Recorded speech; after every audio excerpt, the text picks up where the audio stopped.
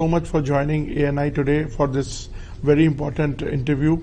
Mr. Martin is in charge of policy and responsible for key economic policies.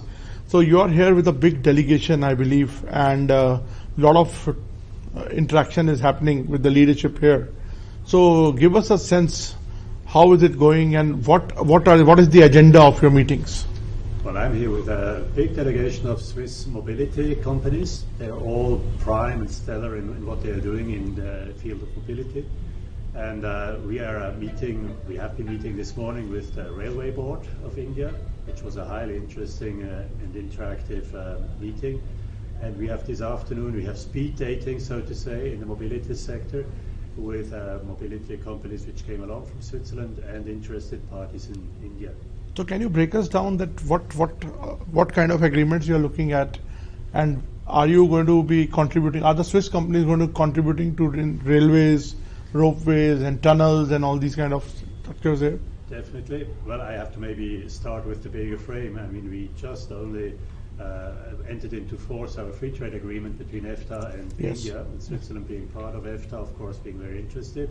We have a objective for investments under that TEPA agreement, and we count on India to facilitate, and India counts on Switzerland to promote investments. So this visit here of these 2-3 days is inserting itself very much into that agenda. Now, concrete deals, I hope this afternoon, concrete deals will be struck between the Swiss companies here and the interested partners in India. From what I can see from the discussions we had this morning with the Railway Board, interest is big, because Switzerland is big in railways and India is big in railways, of course much bigger in terms of volume, and very interested to move on it as well. So when you say Swiss companies are going to cooperate, what kind of cooperation it is, and what are you going to build for the railways? What value will you add?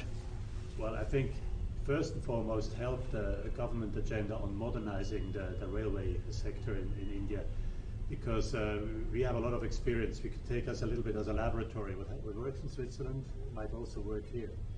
We are also a railway. We are a railway nation, as India is.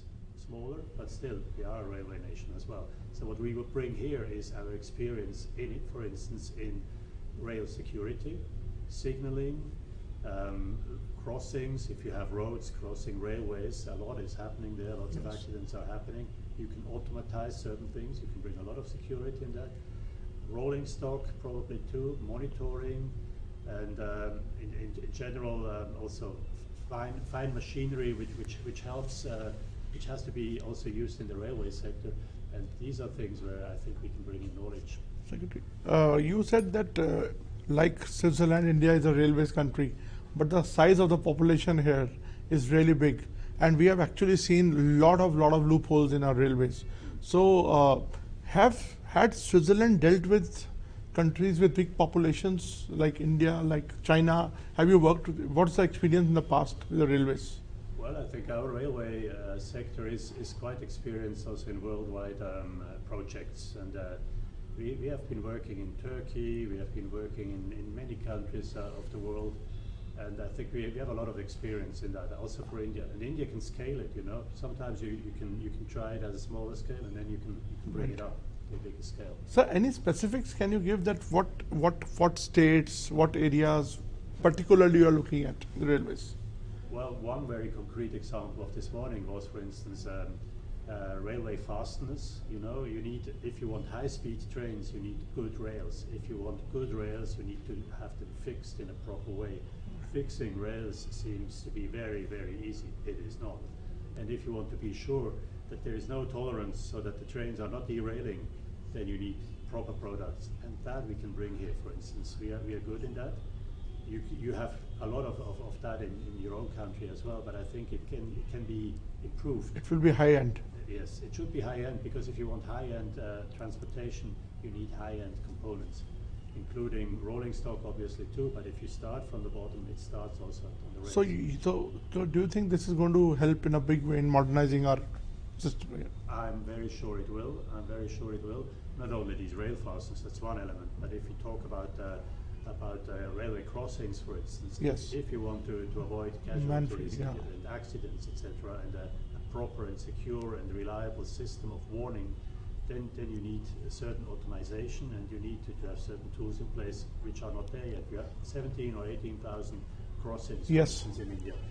And the human And some factor- massive accidents have been reported. Yes, and the human factor always plays a role too. I'm not saying that people are not doing the Right, job right, right. but still you can get tired, you can miss out on something, whatever. When it's too manual nowadays, it can be risky. So I think a certain automation there can help and will help for sure.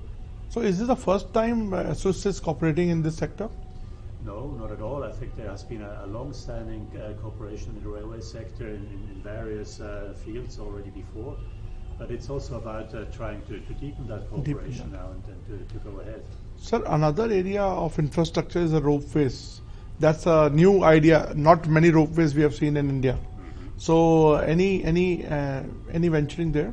Yes, ropeways are very good, a good way of transport. And you might know that in Varanasi, for instance, the Yes. Swiss company Bartollet is at the moment constructing ropeways. And we have seen that in other countries in the world. Ropeways, they are not only touristic. In Switzerland, we have ropeways for tourism. But in other countries of the world, we have ropeways for transport proper. I think a lot of people will be happy if you build ropeways in Delhi because traffic is so bad. Yes, look, that is then up to the priorities to be set by the Delhi authorities or the Indian authorities. But I can promise you, ropeways work elsewhere, and they do a huge job. We have experience from other countries. Any other cities you're targeting? Well, for the time being, I know that Varanasi is the model, but I think there will be other cities to follow and other places. When I was researching for this interview, I also heard that a lot of tunnel technology is also your expertise. Yes. So how do you operate in that? Well, I think, again, a lot of similarities between the two countries, Switzerland and India. We have a lot of mountains, lots of hills. You have the same. And so we gained a lot of experience in drilling tunnels and drilling them well. And depending on the stone you find in a mountain, you can't quite know what you will meet. So you have to explore and to be sure what tools you will use. And on that side, we can be a high benefit.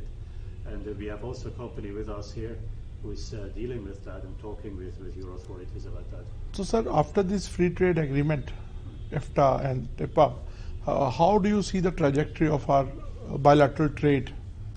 I am sure that our bilateral trade will further enhance and will even grow. And I'm also very happy that it's a very comprehensive agreement, which includes also investments. And it's a win-win partnership, we always call it.